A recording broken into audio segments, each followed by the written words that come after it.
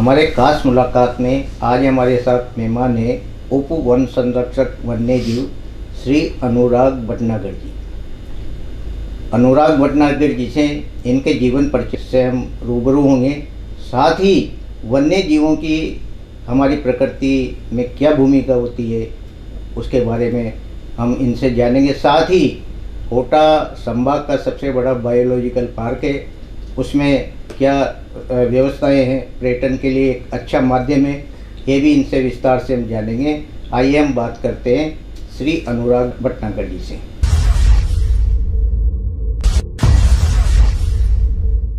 भटनागर साहब, आपका हमारे स्टूडियो में बहुत बहुत स्वागत है।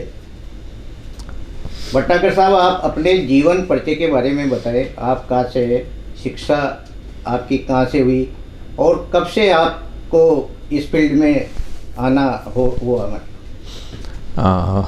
पहले मैं आपका धन्यवाद अर्पित करता हूं कि आपने मुझे यहाँ बुलाया, बोलने का अवसर दिया।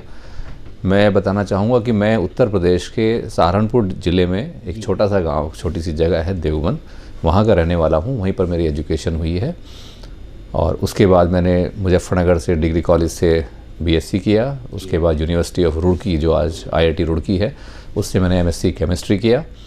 हम तो छोटे से गांव के रहने वाले थे, हमारी कोई बहुत बड़ी ऐसी वो नहीं थी कि हमें कुछ करना है। बस ये था कि क्लास में अच्छा परफॉर्म करते थे तो माता पिता ने बहुत मोटिवेट किया और उनकी वजह से ही हमें सक्सेस मिलती रही और आज हम यहाँ पर हैं।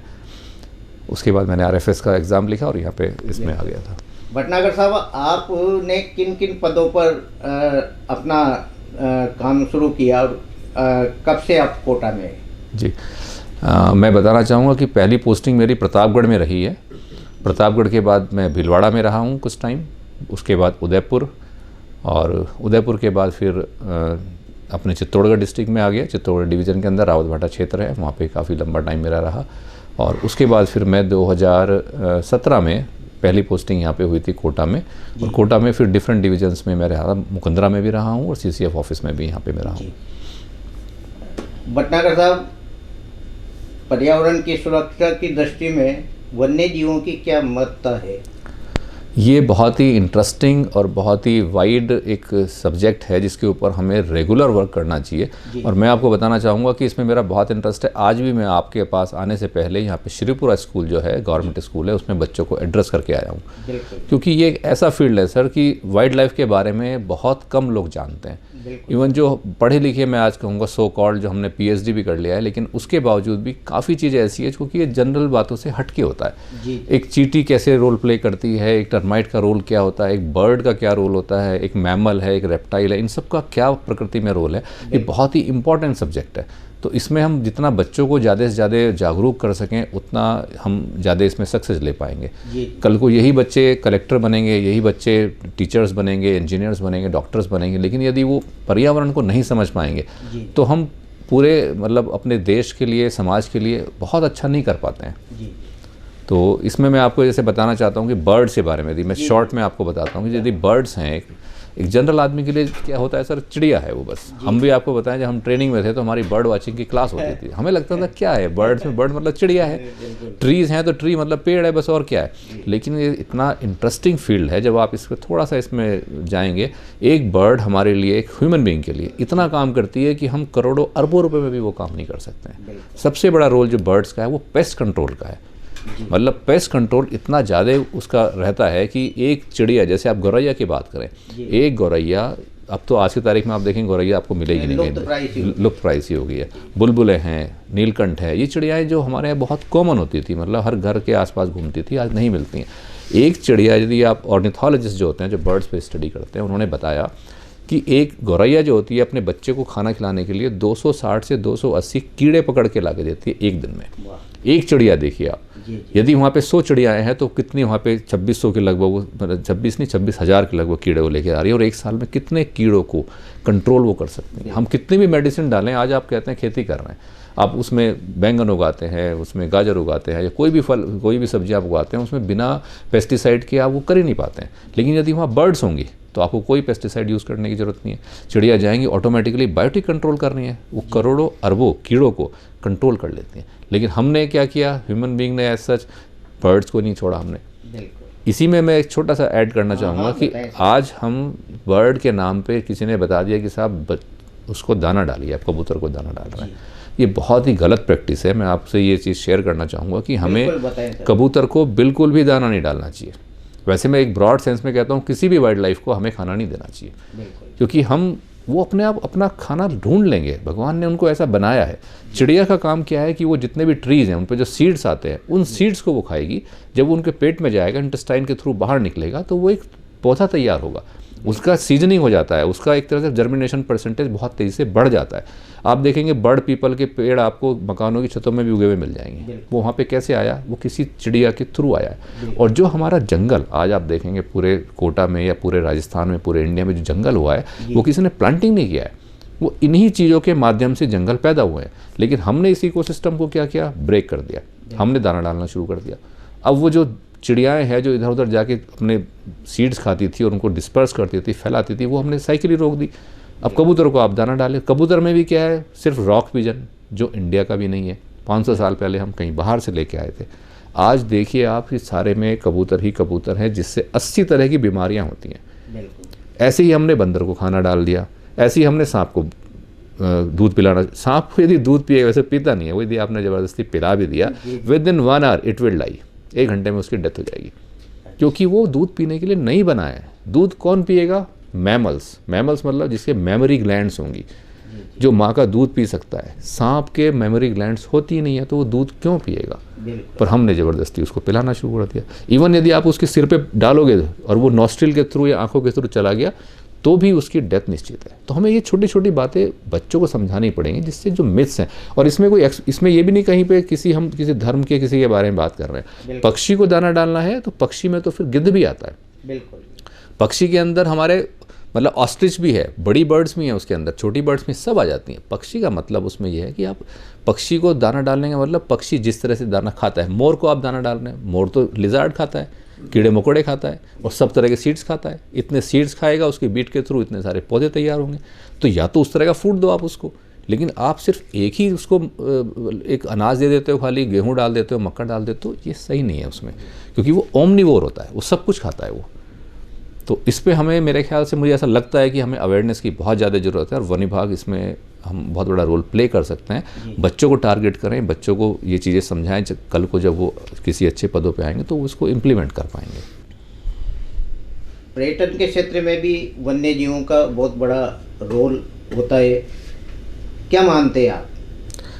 सर, ये बहुत ही अच्छी बात आपने कही कि पर्यटन के अंदर वन्य जीवों का बहुत बड़ा रोल है। पर इसमें एक चीज़ हमें हमेशा अंडरलाइन रखनी चाहिए कि जो पर्यटन के लिए हम पर्यटक ढूंढ रहे हैं, जिनको हम प्रमोट कर रहे हैं, उनको पहले सेंसिटाइज करना बहुत ज़रूरी है। यानी कि दे शुड लर्न कि हमें, यदि हम पर्यटन में जा रहे हैं तो हमें किन बातों का ध्यान रखना है। अब जनरली मैं आपको बताना चाहूँ कि पार्क, बायोलॉजिकल पार्क के अंदर भी जब एनिमल बैठा हुआ है, आप देखिए ज़्यादातर एनिमल नॉक्टर्नल हैं, यानी कि वो रात्रि चर हैं।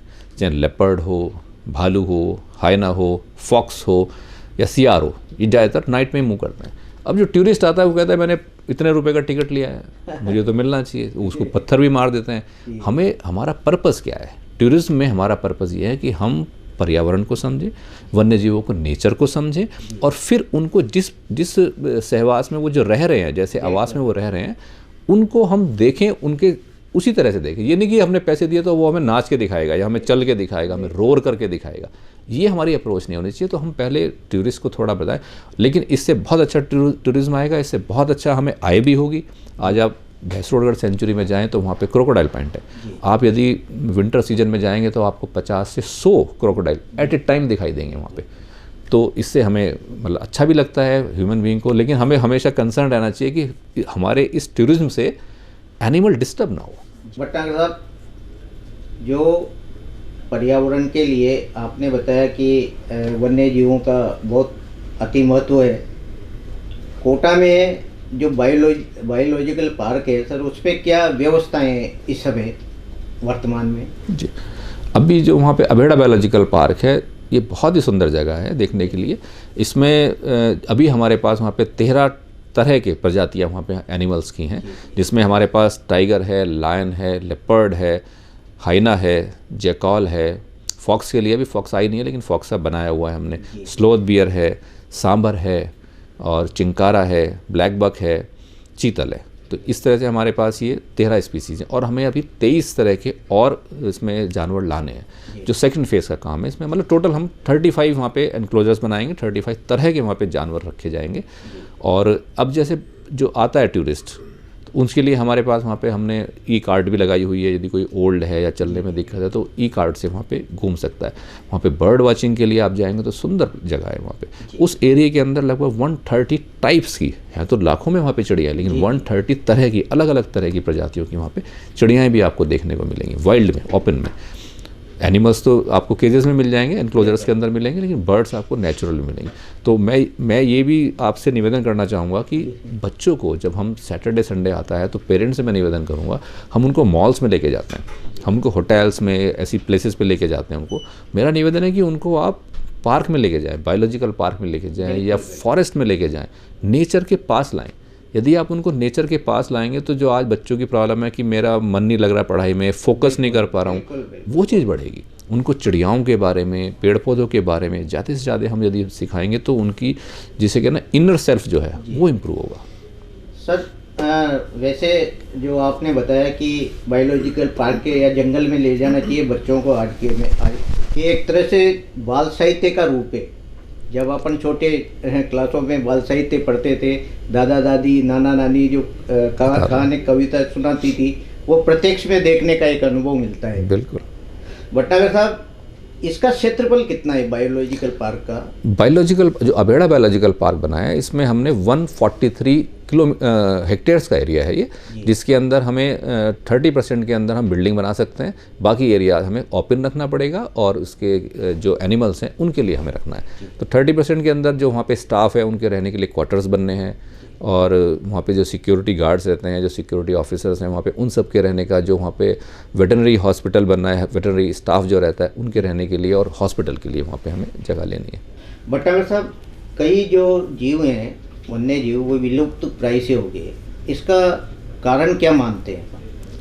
सर जैसे यदि मैं अभी हम बात कर रहे हैं कोटा के रिलेटेड ही बात करें तो यहाँ पे एक ऑटर होता है जिसे ऊद बिलाऊ बोलते हैं, वो पूरे राजस्थान में यहीं बचा है, या तो कोटा डैम पे बचा हुआ है या रावत भाटा क्षेत्र में बचा है, पूरे राजस्थान में कहीं नहीं है। दूसरे आप बात करें पेंगोलिन की, पेंगोलिन भी बहुत ही कम जगह पर बचा हुआ है। वो कुछ एरियाज़ में आपको मुकुंदरा में मिल सकता है या बूंदी वाले एरिया में कुछ मिल सकता है, पर बहुत कम है, या शाहबाद वाले 12 में मिल सकता है। रैटल होता है एक जानवर। तो ऐसे बहुत सारे जानवर हैं जो हमने ख़त्म कर दिए। मैं कहूँगा कि हमने ख़त्म कर दिए, मीन्स ह्यूमन बीइंग ने ख़त्म कर दिए, क्योंकि हम उनके जो उनका रहवास है, जो हैबिटाट है, हम उसमें अंदर तक घुस गए हैं। आज आप जंगल में कहीं भी जाएं, आपको कोई ना कोई आदमी वहाँ पे मिल जाएगा जिसने अपना घर बनाया हुआ है, वो एनक्रोचमेंट किया है, कैसे भी किया है, तो वो उसमें हम ही मतलब सबसे बड़े जो दुश्मन है ना आज हम, तो हम ह्यूमन बीइंग ही हैं उसके अंदर। तो अच्छी बात यह है कि भगवान ने हमें एक बुद्धि दी है, हमें दिमाग दिया, तो हमें उसको सही बैलेंस करके चलना है। डेवलपमेंट भी करना है, पर डेवलपमेंट के साथ साथ हमें जो हमारा पूरा इकोसिस्टम है उसको कैसे बैलेंस करें, इन दोनों में यदि हम बैलेंस कर पाते हैं तो हम सही मायने में एक अच्छे ह्यूमन बीइंग और हमारे जो भगवान ने दिमाग दिया है उसको यूटिलाइज कर पाएंगे उसको। भटनागर साहब, आप भी एक प्रेरणा के स्रोत हैं, वन्य जीवों और के मामले में आप मोटिवेट करते रहते हैं। क्या क्या नवाचार आप मतलब बच्चों में या आमजन में करते हो सर? सर मैं आपको कहना चाहूँगा कि मैं कोई स्पेशल कुछ भी नहीं हूँ, मैं तो थोड़ा सा 1-2% हम सीख लें। हमारे जो गुरु हैं डॉक्टर सतीश शर्मा जी, उनसे हम सीखते रहते हैं, और बाकी और भी बहुत सारे लोग हैं। बर्ड वाचिंग में हम यहाँ पे लोकल्स में रविंद्र सिंह तोमर साहब हैं, मनीष जी आर्य साहब हैं, और बहुत सारे डॉक्टर कृष्ण नामा, इन लोगों से हमने सीखा है काफ़ी। तो अब मेन उद्देश्य सर हमारा ये है कि बच्चों में मेरा ये रहेगा कि हम ज़्यादा से ज़्यादा ऐसी क्लासेस करें जिससे बच्चों में हम वाइल्ड लाइफ के प्रति एक जागरूकता लाएँ, एक सेंसिटाइजेशन हो, जिससे उनको लगे कि हाँ ये इंपॉर्टेंट है। और उससे भी पहले मुझे करना होगा कि मेरा जो स्टाफ है, जो मेरा गार्ड्स हैं, फॉरेस्टर्स हैं, रेंजर्स हैं, उनको भी ये सब चीज़ें हम उनको एक्सपर्ट करें, निपुण करें, जिससे कि हर जगह मेरा जाना भी पॉसिबल नहीं हो पाता है। तो हमारा रेंजर साहब जो हैं या गार्ड साहब जो हैं, वो सब इतने एक्सपर्ट रहे अपने फील्ड में, जो जहाँ पे वो रहते हैं उन पेड़ों के बारे में उनको नॉलेज होना चाहिए, बर्ड्स के बारे में नॉलेज होना चाहिए, वो जाके बच्चों को बता पाएँ, अवेयरनेस लाएँ। भटनागर साहब, जो बायोलॉजिकल पार्क है उसमें मतलब राज्य सरकार से आप क्या मांग करते हो कि ये सुविधाएं और होनी चाहिए ताकि हाड़ौती के लिए और बेहतरी हो सके? इसमें सर यही निवेदन है सरकार से हमारा कि जल्दी से जल्दी हमें सेकंड फेज़ का पैसा मिल जाए। पैसा मिल जाएगा तो बाकी काम तो हम सब करा ही लेंगे, कोई इशू नहीं है।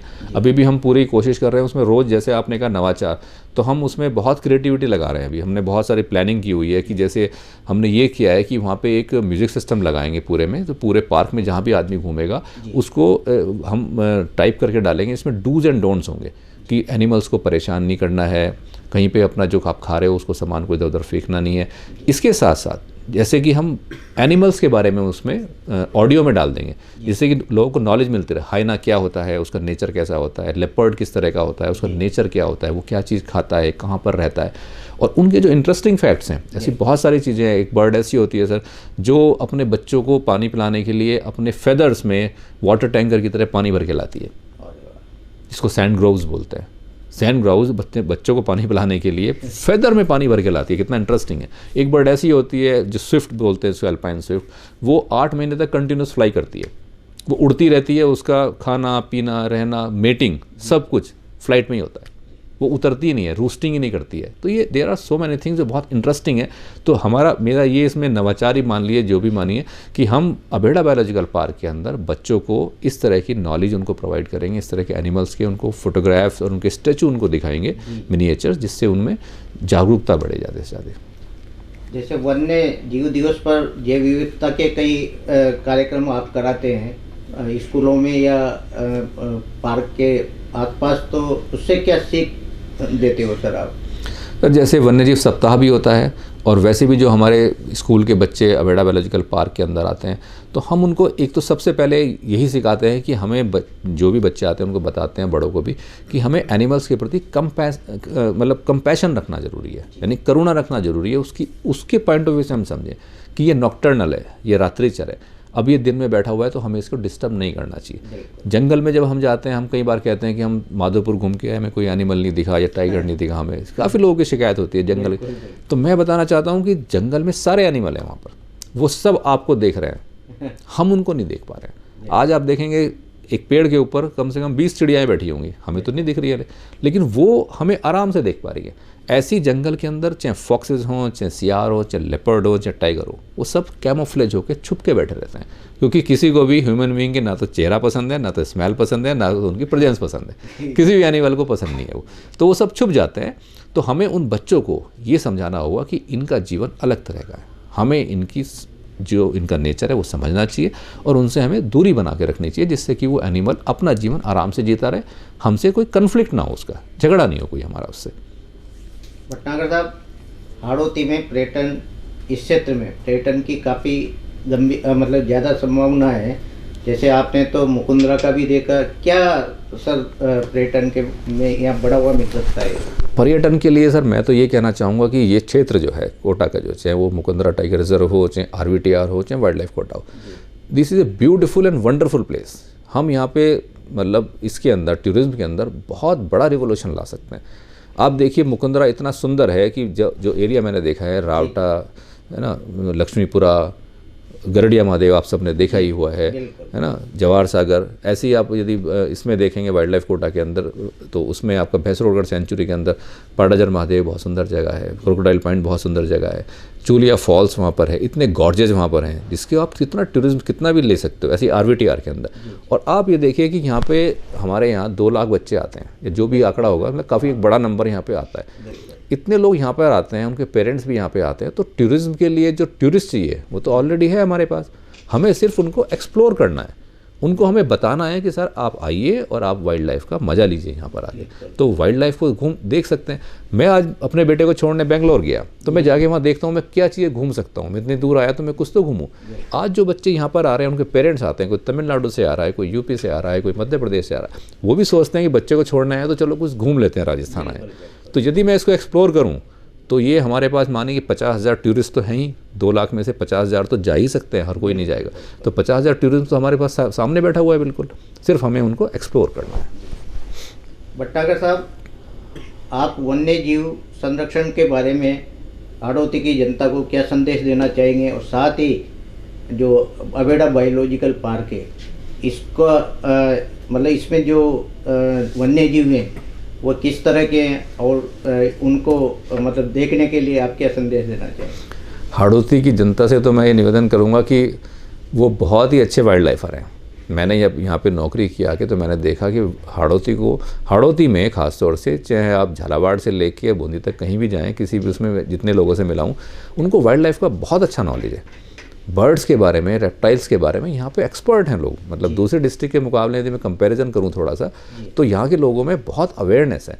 सिर्फ बात यह है कि हमें मैं कहूँगा फॉरेस्ट डिपार्टमेंट और बाकी दूसरे डिपार्टमेंट जो हैं, हम सब मिलके यदि इसके जागरूकता लाने का प्रयास करेंगे तो हम बहुत अच्छा काम कर सकते हैं और बहुत लोगों में इसके प्रति जागरूकता ला सकते हैं, जो हमारी सोसाइटी के लिए, हमारे देश के लिए बहुत ही अच्छा होगा। और अबेड़ा बायोलॉजिकल पार्क के लिए जैसे आप कह रहे हैं, तो वहाँ पे हमारे पास आज टाइगर है, लेपर्ड्स हैं, लायन है, स्लॉथ बियर है, हाइना है, जैकॉल है। तो इन एनिमल्स के साथ प्लस हर्बीवोर्स, सभी तरह के हर्बीवोर्स हैं, ब्लैक बक भी है, चीतल भी है, सांभर भी है, चिंकारा भी है। तो इनके बारे में जानें, ज़्यादा से ज़्यादा जानें, नेचर के पास रहें। वहाँ पे जो चिड़िया हैं, आप बया का घोंसला देखेंगे तो कम से कम 20 प्लेसेस पे आपको बया के घोंसले मिल जाएंगे क्लस्टर में, जो आज की तारीख में बच्चों को पता ही नहीं है बीवर बर्ड क्या होती है।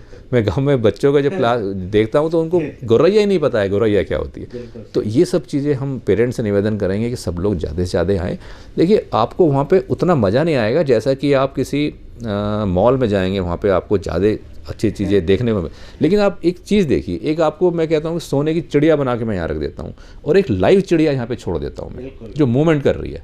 इन दोनों में बड़े वो कॉस्ट में बहुत अच्छी लगेगी, देखने में बहुत नीट एंड क्लीन है, ये बीट भी कर रही है, ये कुछ खा पी भी रही है, लेकिन फिर भी इसमें लाइफ है, ये ज़्यादा सुंदर लगेगी और इसको हमें अप्रिशिएट करना चाहिए। भटनागर साहब, बायोलॉजिकल पार्क में 2 शावक भी आपके यहाँ रखे हुए हैं, अब उनकी क्या स्थिति है, आगे क्या योजना है आपकी? हमारे पास 2 शावक जो 114 के आए थे, जो अनाथ थे, उनकी मदर की डेथ हो गई थी, उनको हम लेके आए थे यहाँ पे। बहुत छोटे थे और ये बहुत अच्छी बात है, जो मुझसे पहले यहाँ पे रहे, मैंने तो अभी ज्वाइन किया, उन्होंने उसको बहुत अच्छी तरह से संभाला है और बच्चे आज बिल्कुल मतलब वयस्क मान लीजिए आप ऐसे हो गए। एक का वजन 120 किलो है जो मेल है और 80 केजी की फीमेल है, यानी कि दोनों ही बहुत अच्छी हेल्थ में है। और इसके लिए अभी हमारे सीनियर अधिकारी भी वहाँ पर आए थे। सभी इसमें प्रयास में हैं कि इन एनिमल्स को दोनों को जल्दी से जल्दी वाइल्ड में छोड़ा जाए। अभी हमने पूरी मेहनत की है कि उनको ह्यूमन बीइंग का कोई टच नहीं दिया गया, उसको पूरा उनका जो भी कंट्रोल हो रहा है वो सीसीटीवी कैमरे से हो रहा है। उनको फूड भी जो हम देते हैं वो सारा हम मतलब ह्यूमन टच नहीं आता उसमें कहीं पे भी। और उनको शिकार भी करना आ गया है, अभी हम उनको जो दे रहे हैं एनिमल्स वो शिकार भी कर पा रहे हैं। तो मोस्ट प्रोबेबली नेक्स्ट मतलब विदिन 1 और 2 मंथ हम इनको शिफ्ट कर देंगे, क्योंकि सभी तरफ से क्लियरेंस लगभग है ही। ये थे हमारे साथ उप वन संरक्षक वन्य जीव अनुराग जी भटनागर। इन्होंने वन्य जीवों के बारे में आपको विस्तार से बताया, वन्य जीवों की क्या भूमिका होती है प्रकृति के लिए, और साथ ही जो बायोलॉजिकल पार्क में जो हाड़ौती की जनता का एक मात्र वन्य जीव का पार्क है, उसको आकर देखें और उससे कई जानकारी अपन को मिल सकती है। आप हमारे स्टूडियो में पधारे, बहुत बहुत धन्यवाद। Thank you.